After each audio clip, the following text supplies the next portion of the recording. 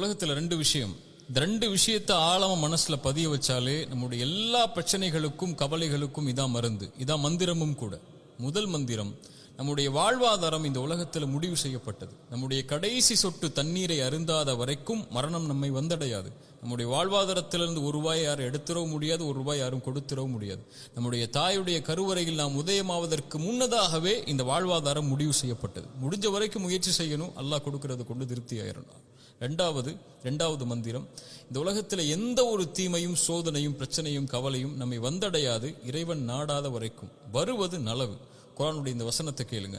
குல் லை யுஸீபனா இல்லா மா கதபல்லாஹு லனா ஹுவ மௌலானா வ அலல்லாஹி ஃபல்யதவக்கலில் முஃமினூன்.